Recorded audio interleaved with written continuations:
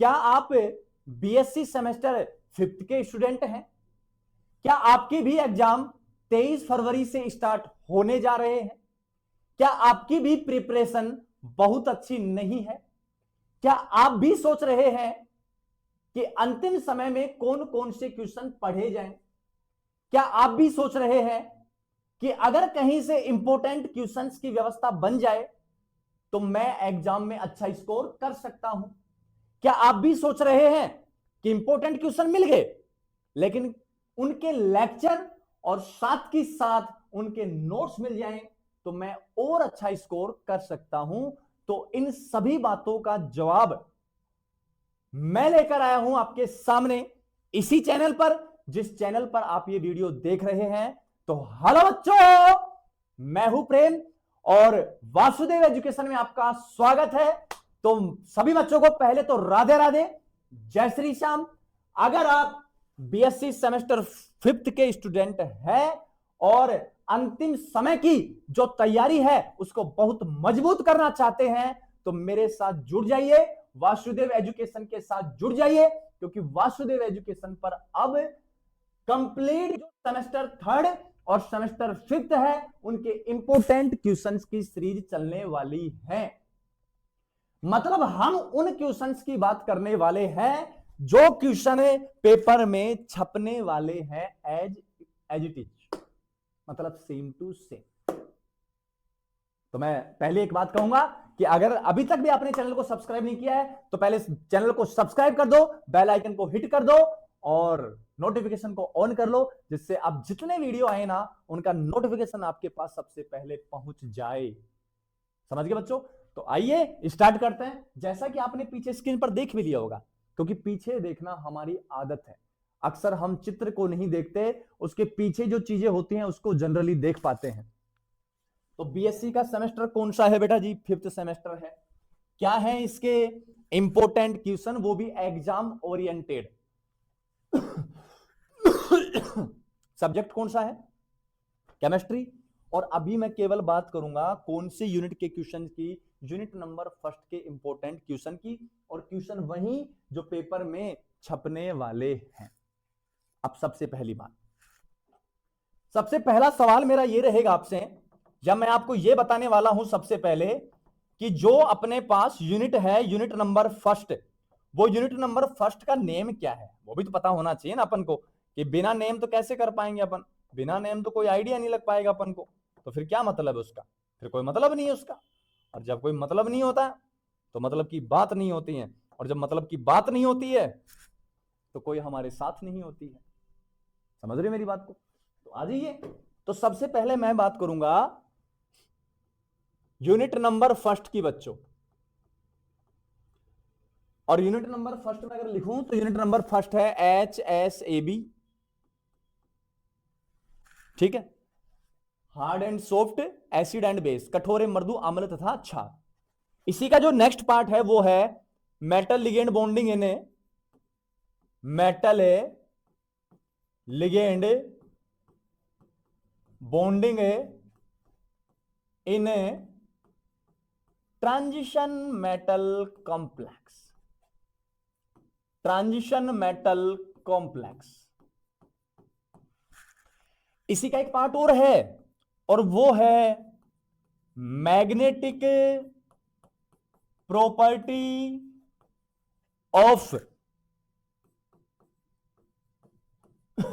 Transition element,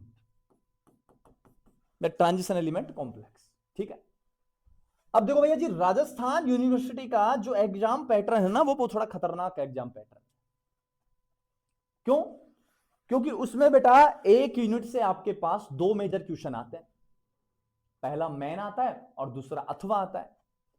तो बेटा जी जहां तक मेरा अनुमान है, जहां तक मेरा अनुमान है, मैं मेरी बात कर रहा हूं।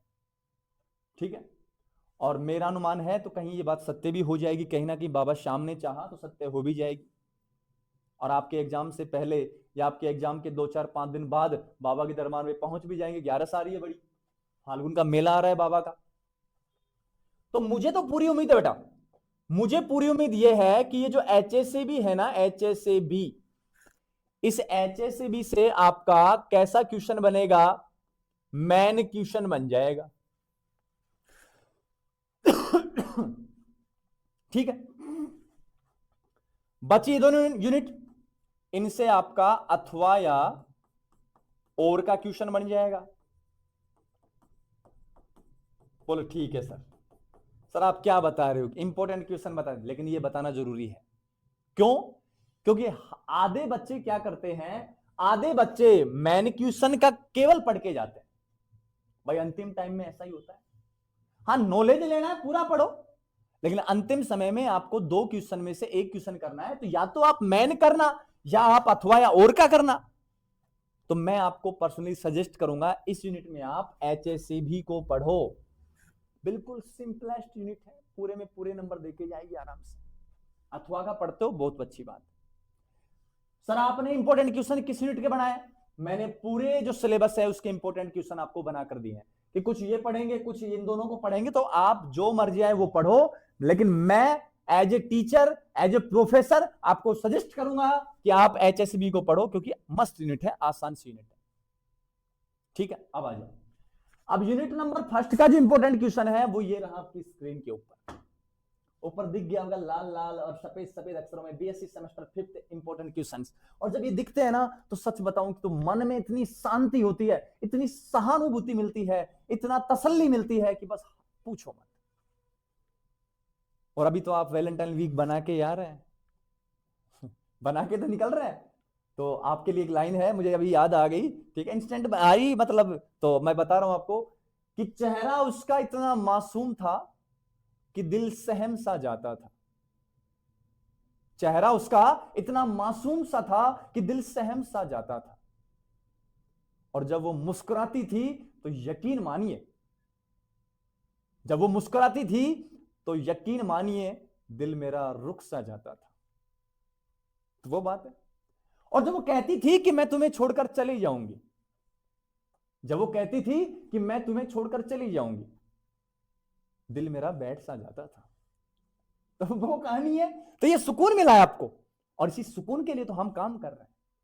नौकरी लगने के बाद जो सुकून होता है वो नौकरी वालों से पूछें। जब आपका ये पूरा पेपर जब मिल जाएगा तो हमसे पूछे सुकून क्या होता है। जो मेहनत हम कर रहे हैं वो मेहनत रंग लाती है, तब पूछे हमसे सुकून क्या होता है। तो आ जाइए जल्दी से बात करते हैं, नहीं तो फिर कुछ आ जाएंगे बड़े लोग, वो बड़े लोग पता है क्या कहेंगे कि छोटे लोग तो छोटी बातें करते हैं, और छोटी मोटी बातों से तो होती रहती है, छोटी मोटी बातों से कहां डरे हम, डर तो बड़ी बातों से लगता है। वो आएंगे, थर 8 मिनट तो आपने यही निकाल दी, थर आप बकवास कर रहे हो, सर आप मजे ले रहे हो, सर आप इंपॉर्टेंट क्वेश्चन नहीं बढ़ा रहे, सर आप तो वीडियो की जो लेंथ है उसको बढ़ा रहे हैं।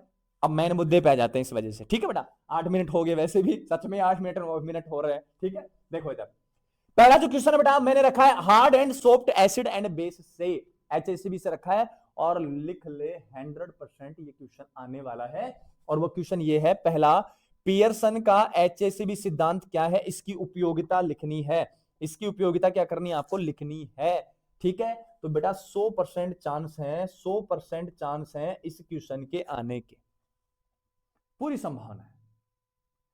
ये क्वेश्चन ऐसे ना पूछा जाएगा तो मैंने और करके भी लिखा है। ये क्वेश्चन ऐसे भी पूछा जा सकता है कि पियर्सन की HACB अवधारणा की व्याख्या कीजिए एवं HACB सिद्धांत के अनुप्रयोग लिखिए। ये क्वेश्चन ऐसे भी पूछा जा सकता है आपसे, इस प्रकार भी पूछ लिया जाएगा। नेक्स्ट अपने पास इसको ऐसे और पूछा जा सकता है, क्या है, पियर्सन द्वारा दिया गया HACB सिद्धांत क्या है तथा इसका उपयोग किस प्रकार किया जाता है, ये भी है अपने पास। तो ये है तो एक ही क्वेश्चन, लेकिन तरीका अलग अलग है, लेकिन आंसर इनमें सभी में क्या लिखना है, सेम।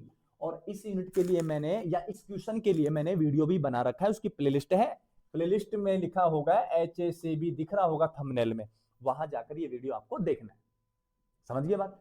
टेलीग्राम पे नहीं जुड़े हो, टेलीग्राम पे जुड़ जाओ, मैं वहां वीडियो का लिंक डालता रहूंगा कि इस पेपर के लिए यही वीडियो देखें, इस पेपर के लिए ये वीडियो देखें। ठीक है, टेलीग्राम का लिंक डिस्क्रिप्शन में है। दूसरा क्वेश्चन इंपोर्टेंट, सहजीवन से आप क्या समझते हैं, उदाहरण देकर समझाइए। ये लीजिए, 100% चांस इस क्वेश्चन के भी आने के, पूरे चांस बनते हैं। ठीक है, नेक्स्ट क्या है, कठोर मृदु अम्ल क्षार संकल्पना एवं उनके विभिन्न सिद्धांत। अरे यही ही है, कुछ है जो घूम फिर के आपको कठोर मृदु मृदु कठोर कठोर मृदु मृदु कठोर इनके इर्द गिर्द घुमाएगा बस। नेक्स्ट है HACB संकल्पना के आधार पर कठोर मृदु अम्लों क्षारों के वर्णन। अरे यही वर्णन करना है आपको, क्वेश्चन एक ही है, क्वेश्चन यही है अभी। तो एक बात पता नहीं लगी आपको, आपके दिल को एहसास नहीं हुआ कि इसमें अपन एक क्वेश्चन पढ़ जाए कि HACB सिद्धांत क्या है, सारा आ जाएगा आपको, यकीन मानो मेरी बात का। सहजीवन आ गया, सहजीवन को कर लेंगे अपन। नेक्स्ट अगर आगे बढ़े, स्क्रीनशॉट तो ले लो। नेक्स्ट अगर आगे बढ़े अपन, तो नेक्स्ट अपने पास इसी यूनिट से है, और वो ये समझाइए क्यों। तबीयत खराब हो रही बेटा, लेकिन फिर भी आपके लिए मेहनत कर रहा हूं, और इस मेहनत के लिए लाइक तो बनता है। और जब ये वीडियो आए ना बेटा, तो इसके साथ तुम लोग 10K सब्सक्राइब कर दो चैनल पे, 10,000 सब्सक्राइब कर दो चैनल पे, और इस वीडियो पे इतने लाइक्स होने चाहिए, 500 लाइक्स कर दो इस वीडियो पे। जितना जल्दी तुम ये टारगेट पूरा करोगे, यकीन मानिए मैं उतनी जल्दी आपके लिए दूसरा वीडियो लेकर आऊंगा। जैसे ही 500 लाइक हो जाएंगे, जस्ट उसके अगले सेकंड में आपको दूसरा वीडियो मिल जाएगा यूनिट नंबर सेकंड का। और अगर मेरी बात को आप फॉलो करते हैं, तो मैं आपको एक ऐसा मॉडल पेपर बना के दे दूंगा जिसमें 90 से 80% या 95% क्वेश्चन हूबहू मैच हो जाएंगे, छोटे बड़े दाएं बाएं अथवा सब मैच हो जाएंगे। लेकिन उसके लिए मेरी एक हेल्प करनी होगी, 10K सब्सक्राइब इसी वीडियो के साथ, और इस वीडियो पर 500 लाइक का टारगेट रखा है मैंने, ज्यादा नहीं है। तुम चाहो तो कुछ भी कर सकते हो, तुम चाहो तो राजा को रंग बना दो, तुम चाहो तो रंग को फकीर बना दो, और फकीर को राजा बना दो, कुछ नहीं हो सकता है तुम चाहो तो। वो कहते हैं तुम चाहो तो मैं बदल लूं इस जहां को, तुम चाहो तो बदल दूं मैं इस जहां को, तुम चाहो तो बदल लूं मैं खुद को, तुम चाहो तो बदल दूं ये समा, तुम चाहो तो बदल दूं मैं आसमां। तो वही बात है। तो COF6 3- का स्थायित्व COI6 3- से क्या होता है, अधिक होता है, ये बताना है। नेक्स्ट है COCN की होल 5 3- का स्थायित्व COCN होल 5F 3- से क्या होता है, अधिक होता है। तो यहां आयोडीन भी है, ये रहा आयोडीन, और यहां है फ्लोरीन, ध्यान रखना इनका। नेक्स्ट है BF3 कठोर अम्ल है, जबकि BH3 एक मृदु अम्ल बताना है। और काफी हद तक इसके चांस बनते हैं छोटे क्वेश्चन में आने के। छोटे क्वेश्चन का वीडियो मैं अलग से दूंगा आपको, समझ गए मेरी बात को। वेरी शॉर्ट टाइप क्वेश्चन अलग से दूंगा, उनके आंसर भी प्रोवाइड करवाऊंगा, लेकिन आपको बस जुड़े रहना चैनल के साथ। नेक्स्ट, निम्न को समझाना है। PT उत्प्रेरक CO द्वारा दूषित हो जाता है, HGO HCl में विलय है जब, परंतु HGS में नहीं, क्यों। CO+2N सीमांत अम्ल, जबकि CO की है होल 5, CN की होल 5+3 एक मृदु अम्ल है, क्यों। तो बेटा इसके भी चांस बनते हैं, कहीं 90% चांसेस के बन जाते हैं क्वेश्चन के आने के, बाकी ये क्वेश्चन 100% मिल सकता है आपको। समझ गए बात को, आगे आ जाइए।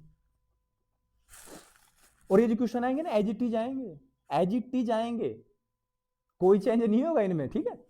निम्न पर संक्षिप्त टिप्पणी लिखी है, बस वही घूम फिर के वही क्वेश्चन है। HACB सिद्धांत आ गया, पहले सीमाएं लिखनी, उसकी लिमिटेशन लिखनी है। सहजीवन सिम्बायोसिस आ चुका है, पहले से बता चुका हूं, आने की संभावना है। वही HACB से अवधारणा है, वही बतानी है। वैध न्यूनता तथा कठोरता मृदुता सीमाओं में अनुप्रयोग में आ जाएगा, बस हो गया काम। नेक्स्ट है कठोरता एवं मृदुता के इलेक्ट्रॉनिक सिद्धांत को क्या करना है, समझाना है। अब इस यूनिट से मैं दो क्वेश्चन आपको बताता हूं, एक तो HACB अवधारणा और दूसरा सहजीवन। ये ले बेटा 100% इनके दोनों के चांस है आने के, और बाकी मैंने क्वेश्चन बता दिए, उनको भी पढ़ते रहना साथ के साथ। क्लियर है बात। और जिनके साथ लगा दूं 100%, किसी भी हालत में मत छोड़ना। मान लीजिए एक समय में गर्लफ्रेंड छोड़ देना, लेकिन क्वेश्चन को मत छोड़ना, क्योंकि ये छोड़ोगे सेमेस्टर में बैक लग जाएगी, सेमेस्टर में बैक लग जाएगी, करियर खराब हो जाएगा, करियर खराब हो जाएगा तो क्या होगा, गर्लफ्रेंड तो गई, करियर भी गया। लेकिन अगर इन क्वेश्चन को पढ़ लेगा तो गर्लफ्रेंड गई, दूसरी आ जाएगी, करियर सेट होती। समझ गए बात को, तो आगे चलो। नेक्स्ट है, अब नेक्स्ट इसका पार्ट भी है बेटा, मैंने कहा था ना ऊपर वाला पार्ट अथवा, तो मैं तो सजेस्ट करूंगा कि सब लोग इस पार्ट को पढ़ें, इस पार्ट को पढ़ें, लेकिन इसमें से भी जिनके साथ में 100% लगाऊं उनको भी थोड़ा पढ़ लेना आप, ठीक है। इसमें यह क्वेश्चन बहुत ज्यादा इंपॉर्टेंट है, और ये ले 100% क्वेश्चन आएगा। डीडी संक्रमण और आवेश स्थानांतरण स्पेक्ट्रा को समझाना, चार्ज ट्रांसफर स्पेक्ट्रा को आपको समझाना है। क्लियर है बात। नेक्स्ट है क्रिस्टल क्षेत्र स्थायीकरण ऊर्जा क्या होती है, संकुलों में CFSC को प्रभावित करने वाले कारकों का वर्णन करना है। ये ले 100% चांस इस क्वेश्चन के आने के अथवा में। क्लियर है बात? नेक्स्ट है, चतुष्फलकीय संकुल सदैव उच्च चक्रण क्यों दर्शाते हैं, हाई स्पिन क्यों शो करते हैं, वो बताना। नेक्स्ट है, चतुष्फलकीय वर्ग समतलीय संकुल यौगिकों में डी कक्ष को विपाटन को समझाना है। इसके 80% चांस बनते इस क्वेश्चन के आने के। एवरेज क्वेश्चन आ भी सकता है, नहीं भी आ सकता, लेकिन ये दोनों क्वेश्चन 100% पेपर में देखने को मिल जाएंगे। नेक्स्ट है, इसी यूनिट का है, क्रिस्टल क्षेत्र सिद्धांत क्या है, या सहसंयोजक संबंध से कैसे भिन्न है, क्रिस्टल क्षेत्र विपाटन संकुलों के रंग की स्पेक्ट्रा की व्याख्या कैसे करता है। बात घूम फिर कर वही आ रही बेटा, रंग और स्पेक्ट्रा, वही डीडी संक्रमण, वही आवेश स्थानांतरण स्पेक्ट्रा को समझाना है। वीबीटी से कैसे भिन्न है वो थोड़ा आइडिया बता देना आप। फिर से वही क्वेश्चन आ रहा है घूम फिर के, अष्टफलक के संकुल यौगिकों में डी कक्ष को विपाटन को समझाना है और सीएफएससी को प्रभावित करने वाले कारक लिखने हैं।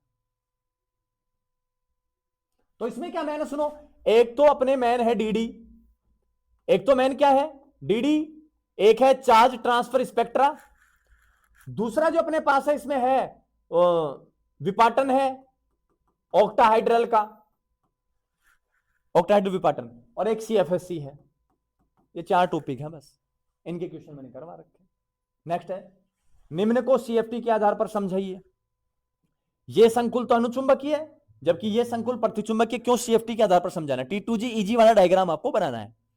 नेक्स्ट है, ये तो संकुल है इसकी तुलना में अधिक अनुचुंबकीय, क्यों आपको बताना, Fe+2 Fe+3 का खेल चलेगा यहाँ पे। यहां अनुचुंबकीय, यहां कैसा है प्रतिचुंबकीय, प्रबल दुर्बल लिगेंड का डिफरेंस है कि प्रबल लिगेंड है तो युग्मन हो जाएगा, अयुग्मित 0 हो जाएंगे, दुर्बल है तो युग्मन नहीं होगा, अयुग्मित की संख्या कुछ ना कुछ आ जाएगी। ये अधिक चुंबकीय है, वही कहानी होगी यहां तो Fe+2 और Fe+3, फेरिक और फेरस वाली का।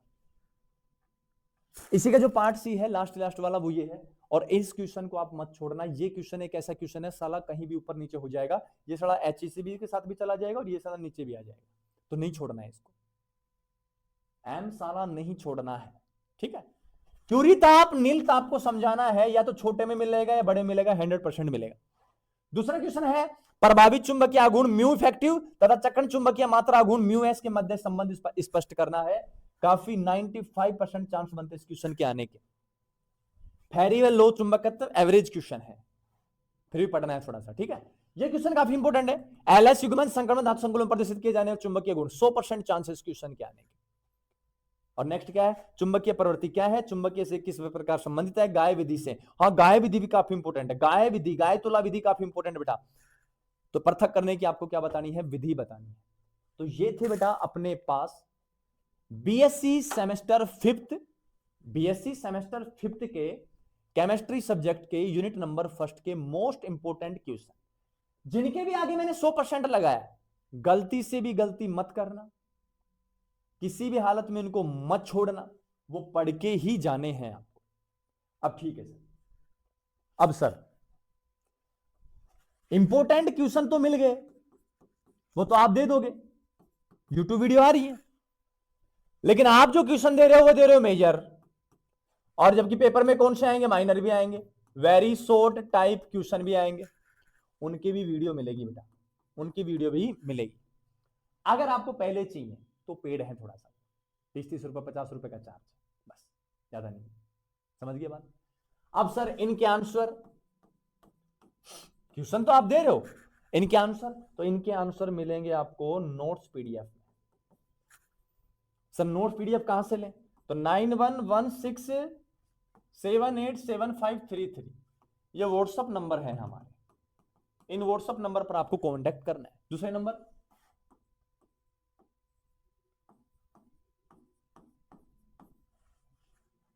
तीसरे नंबर,